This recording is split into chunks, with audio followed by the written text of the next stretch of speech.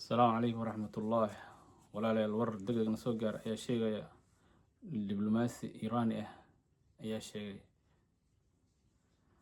ma aqbalayno wax aan ahayn heshiisna qancinin.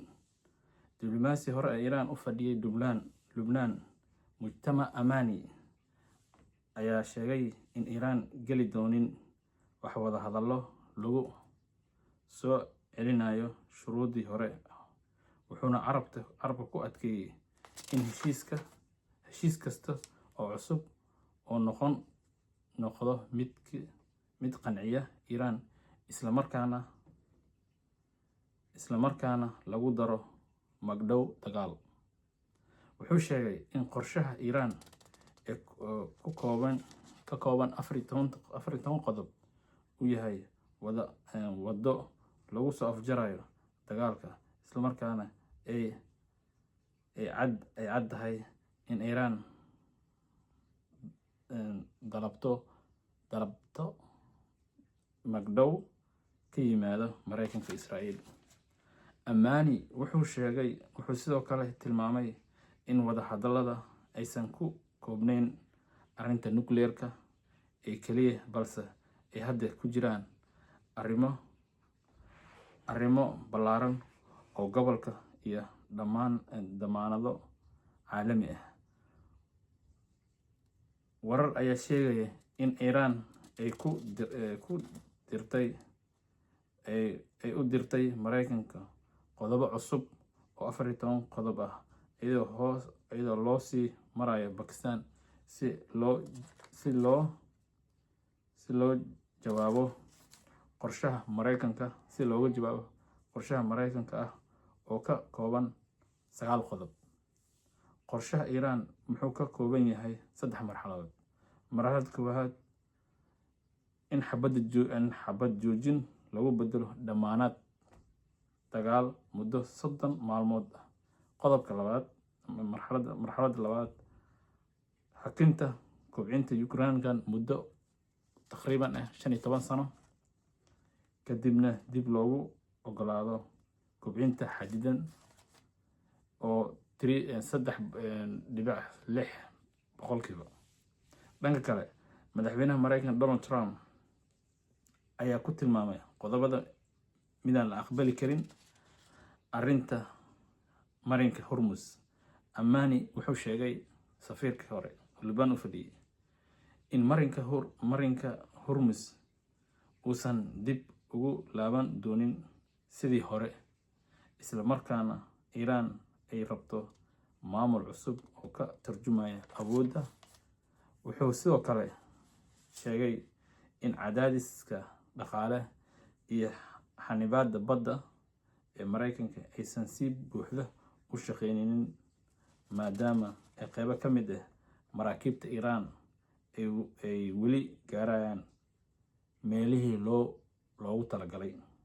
Ugu dambeyn, wuxuu sheegay in dulqaadka Iiraan ee Mareykanka geliyay xaalad adag, isla markaana aysan jirin wax kale oo haray marka laga reebo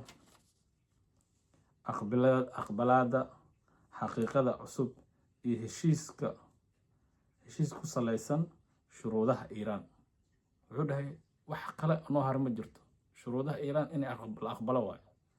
Marinka Hormuzna sidii hore oo magaranaysa la iska mari jiro ma aha. Waa maamul Iiraan ka muuqato oo ay maamusho adlisti qarash ka soo galaya in laga arko waayo. Haddii kale wax soconaya ma jiro. Qaas waxaa qodobka labaad, Iiraan heshay jawaab Mareykanka oo ku saabsan soo jeedinta diyaarinaysa jawaab cusub. Iiraanna waxay heshay iyadoo loo marayo dhexdhexaadiyaha Iiraan waxay markuu Mareykanka saa ugu soo baasay idan jawaab ay usoo raadisay. Marka jawaabtina waa tan oo loo sii marayo Pakistan. Jawaabta Mareykanka ee ku saabsan qorshaha ka kooban tahay 14 qodob oo la xiriira jawaabta dagaalka, iyadoo xaaladda gobolka ay weli kacsan tahay.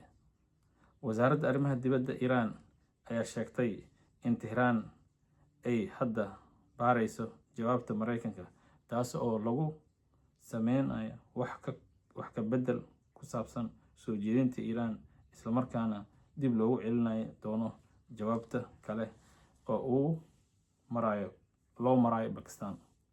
jawaabta dib loogu celinayo waxaa laga bedelaa qodobada Mareykanka asana iyadoona jawaabta dhaqso loo celinaya.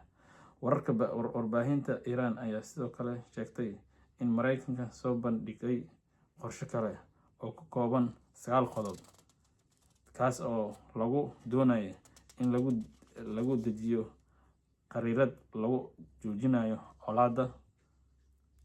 mowqifka Mareykanka iyo Israa'iil muxuu yahay Mareykanka mowqifka Israa'iil Iiraan waa aragnay mowqifka Iiraan muxuu yahay Mareykanka iyo Israa'iil.